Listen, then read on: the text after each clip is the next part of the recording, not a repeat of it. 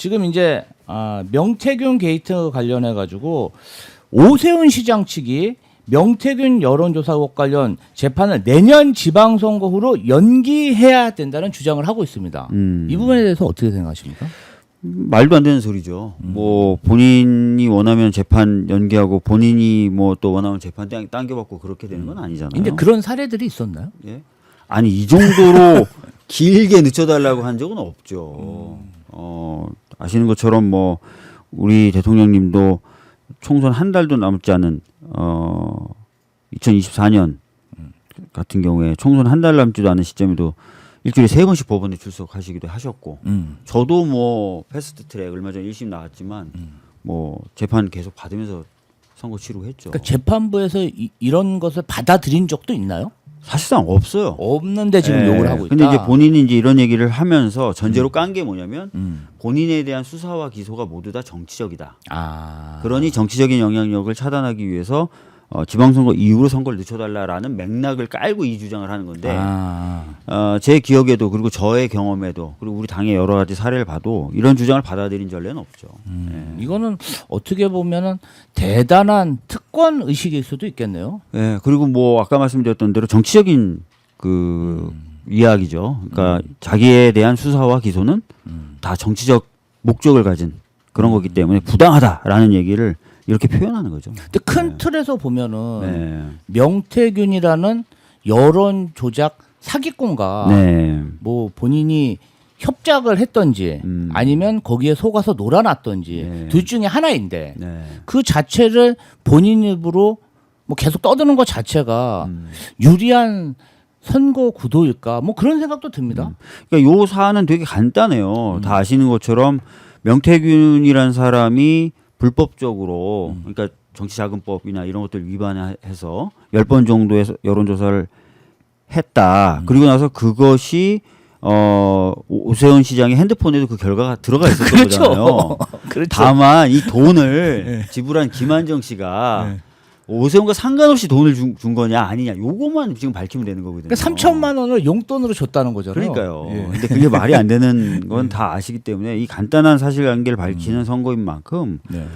재판인 만큼 차라리 미뤄달라지 말고 자신 있으면 빨리 끝내자 차라리. 그렇죠. 하는 게 오히려 맞지 않을까 싶어요. 예. 아니 근데 사실은 정치권에서 이런 어떤 여론조사 컨설팅 그다음에 여론조사 하시는 분들 많이 계시죠. 어떻게 보면은 명태균 씨 같은 경우는 이게 굉장히 질이 안 좋은 여론조사 브로커인데 네. 이런 사람들하고 다선 의원 서울시장을 2번이나 했던 중진 의원이 이렇게 몰려다니고 지금 이준석 대표도 7불사 가서 같이 그냥 도원결이 홍매화도 신고 그런 거잖아요. 맞아요. 새벽에. 이런 것들에 대해서 이게 국민의힘의 문화인 건지 저도 이제 선거 하다 보면은 사실은 후보자가 이렇게 직접적으로 이런 사람들 만나고 그런 적은 거의 없거든요.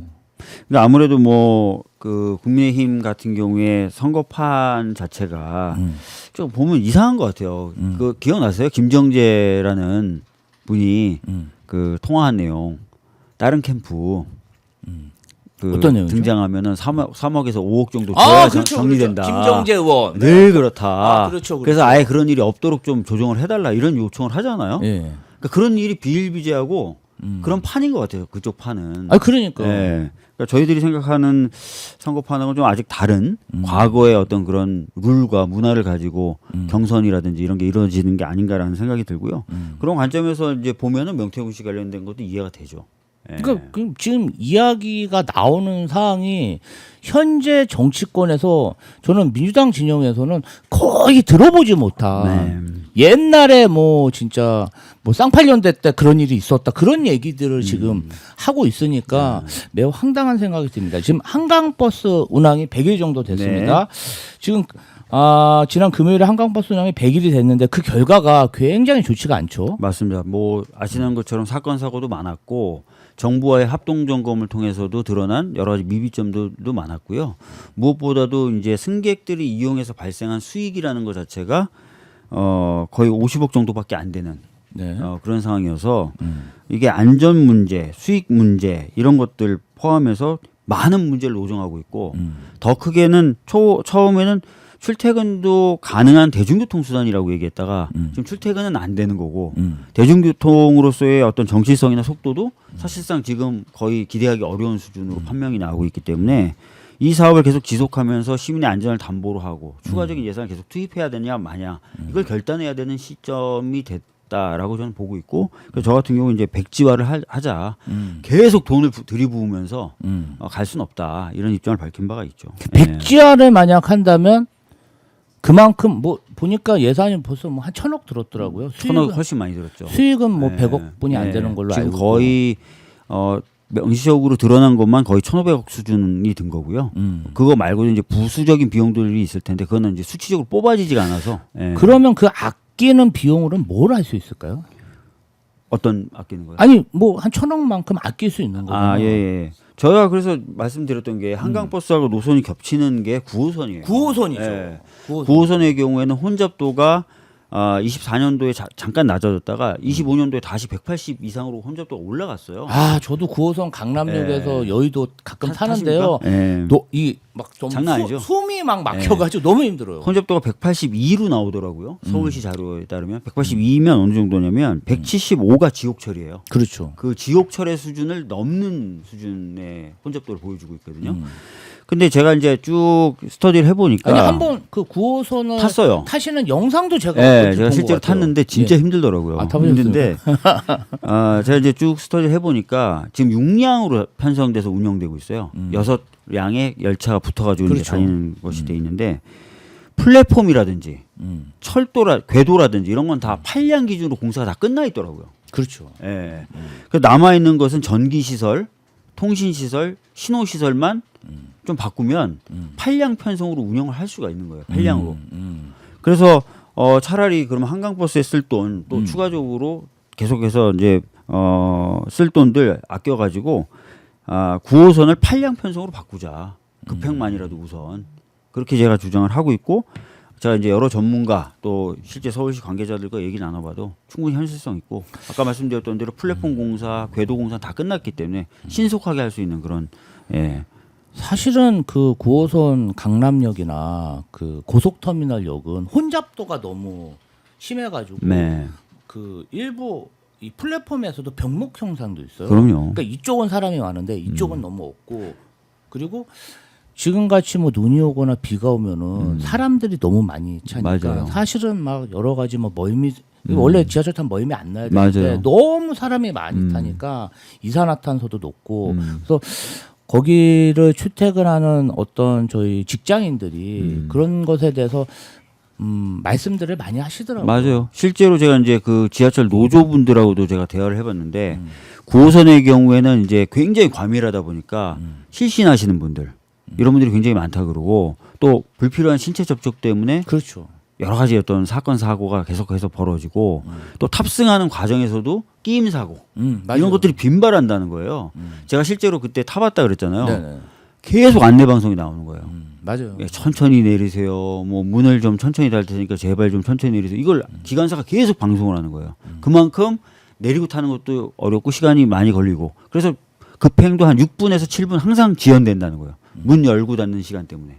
그러니까 이거를 개선을 할 수 있다. 한강버스에 추가로 들 돈 이런 것들을 이용하면은 그런 말씀 드리는 거죠. 저는 이제 그 한강버스 오세훈 시장이 야심차게 이야기했던 그런 생각이 들더라고요. 물론 이제 우리가 출근 시간이 한 2시간 되면은 한강버스 보고 이제 창밖을 보고 가면 되는데 될 수 있으면 1시간 내에 가야 되잖아요. 맞아요. 또 에너지도 많이 소비되고. 근데 그 9호선을 탈 때 보면은 어떤 느낌이냐면은 사람들이 빽빽한데 다 스마트폰을 보고 계세요. 그리고 이제 그 이어서에서 끼고 계시는데 그 답답함을 그 스마트폰의 어떤 게임이나 유튜버로 그 소시민들이 견디고 있거든요. 맞아요. 물론 뭐 한강버스 막 이렇게 보고 뭐 가면 좋을 수도 있지만 2시간 뭐 1시간 걸려서 뭐 왔다 갔다 하고 그 도저히 이용 못 하는 거죠. 이용 못 하죠. 그렇다면 사실 사람들의 직장인들의 피부에 와닿는 교통수단에 투자하는 게 맞는 거 아닌가요? 맞아요. 그리고 실제로 그 9호선을 타보니까 불편하고 힘들긴 한데 빠르긴 빨라요. 그렇잖아요. 그러니까 그렇죠. 출퇴근을 하는 직장인들 입장에서는 이용할 수밖에 없는 거고. 그렇죠. 예, 그래서 이 부분을 6량을 8량으로 빨리 늘려서 아까 말씀드렸던 대로 플랫폼이라든지 궤도는 다 이미 8량 기준으로 건설이 완성되어 있기 때문에 빠른 속도로 8량으로 바꾸고 그렇게 되면 혼잡도가 떨어지면서 한결 더 많은 분들이 편안하게 또 신속하게 출퇴근 시간대를 즐기실 수 있다. 이런 말씀드리겠습니다. 정치라는 게 어떻게 보면은 자원 분배인데 맞아요. 저는 그 우선순위가 있다면 사실은 박주민 의원님이 얘기하신 게 더 공감에 가지 않나. 많은 사람도 공감하지 않을까요? 그렇죠. 사실 제가 이제 그 8호선, 9호선 8량 증량을 얘기하니까 많은 분들이 막 좋아해 주시더라고요. 그렇죠. 네. 근데 이제 가능하냐 안 가능하냐 이 부분에서 권리하시는데 제가 여기서 다시 한번 말씀드리겠습니다. 플랫폼, 궤도 가장 큰 부분 다 8량 기준으로 이미 건설이 끝나 있습니다. 예. 그래서 가능하고 신속하게 할 수 있다. 근데 그럼 예산 때문에 그런 건가요? 예산이 많이 든다 이렇게 얘기하는데 급행만 일단 8량으로 바꾼다면 아, 그렇죠. 지금 한강버스 운행하는 돈으로도 충분하다는 게 전문가들의 평가예요. 아. 예, 한강버스에 들인 돈만 해도. 그러면 이 6량에서 2량만 늘어나도 굉장히 그 혼잡도가 줄어들 수는 있겠네요. 줄어들죠.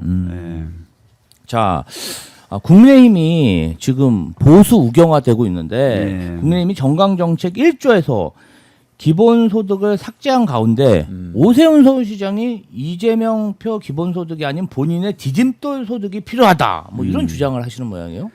근데 사실 그 오세훈 시장의 디딤돌 소득도 지금 시범 사업만 계속하고 있잖아요. 네. 그래서 실제 대상자가 굉장히 적어요. 그래서 이것을 마치 성공한 정책인 양 그리고 무조건 기본소득은 대안이 아닌 것인 양 얘기하는 것은 좀 틀렸고요.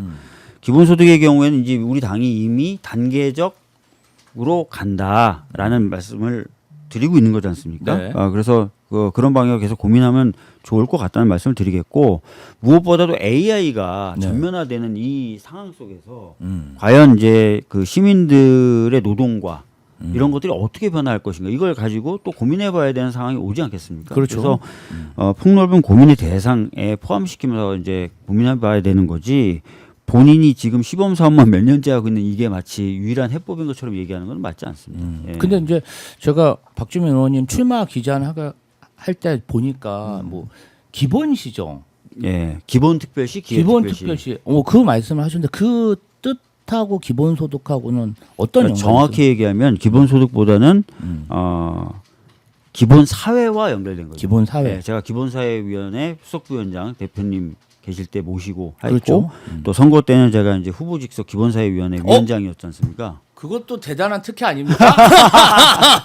그래서 제가 기본사회라는 것에 대해서 나름 상당한 그 관심과 책임을 가지고 있는 사람이고 네네네. 또 맞는 방향이라고 생각하기 때문에 기본특별시를 내세운 건데요. 다른 게 아닙니다. 서울 시민들 하나하나의 삶에 존엄을 챙겨드리고 안전하고 또 안심하는 상황에서 도전하실 수 있게 기본을 챙겨드리겠다. 그렇죠. 이거지 않습니까? 비빌 언덕이 있어야 된다. 예. 요즘에 뭐 대통령님도 수시로 말씀하시는 게 안전망을 좀 깔아줘야 도전하고 그래야 혁신이 일어난다는 얘기 그렇죠. 거듭하시지 않습니까? 그렇죠. 실패해도 되는 사회. 그러니까 그런 개념으로 기본 특별시를 말씀드렸다라는 말씀드리겠고요. 기본 특별시의 핵심이 주거예요, 주거. 예, 요즘에 보면은 서울이 굉장히 인구가 줄어들고 있고 특히 청년층이 서울을 많이 떠나고 있는데 그렇죠. 핵심적인 이유가 주거 때문에 그렇습니다. 아니, 주거비가 너무 비싸요. 너무 비싸요. 너무 비싼 도시가 돼버려가지고 그 부분을 이제 핵심적으로 책임을 져드리고 기타 뭐 어떤 보건이라든지 복지라든지 뭐 돌봄이라든지 이런 부분도 기본을 좀 책임져 드려서 서울 시민들이라면 누구나 좀 안심하고 꿈을 꾸고 도전할 수 있게 그 속에서 새로운 어떤 혁신이 발생할 수 있게 그렇게 만들어 드리겠다는 의미의 기본특별시입니다. 사실은 뭐 서울시의 일부 지역의 집값이 비싸고 뭐 좀 재산이나 소득이 부유한 분들은 저는 비싼 주거비를 내시고 네. 좋은 서비스를 받으셔야 된다고 생각해요. 뭐 그걸 뭐 막아서는 안 된다고 생각하는데 네. 정말 이 도시에서 일하는 노동자들이나 청년 직장인들이 너무 비싼 가격으로 원룸이나 고시원을 이용하고 있습니다. 제가 이제 부동산이나 이런 데 가보면은 대부분 부동산 사장님들이 연세가 있으신데 맞아요. 그 안타까움을 많이 얘기하시더라고요. 이게 뭐 1인 원룸텔이나 고시원도 너무 비싸다. 너무 비싸죠. 너무 비싸고 그래서 이제 청년들이 서울에 머물지 못하고 결국 경기와 인천으로 빠져나갑니다. 그렇죠. 예, 그러니까 서울이 굉장히 아까 말씀드렸던 대로 수축되고 고령화되죠. 활력을 점점 잃어가고 있습니다. 근데 서울은 또 서울의 역할이 있지 않습니까? 그렇죠. 근데 서울이 이런 식으로 계속 그냥 가는 것보다는 서울이 원래 잘해왔던 거 그리고 잘할 수 있는 것들은 좀 더 잘할 수 있게 해줘야 돼서 아까 말씀드렸던 대로 좀 기본이 갖춰지고 그래서 청년들이 좀 안 떠나고 서울에서 꿈꾸고 도전할 수 있게 만드는 게 굉장히 필요하다고 생각합니다. 저는 경기도 성남 시민이라 사실은 다들 경기도에 있는 시군들은 서울 정도의 기반 시설을 갖자 이게 목표인데 서울시를 더 기본을 세우신다고 하니까 갑자기 좀 부러워집니다. 이게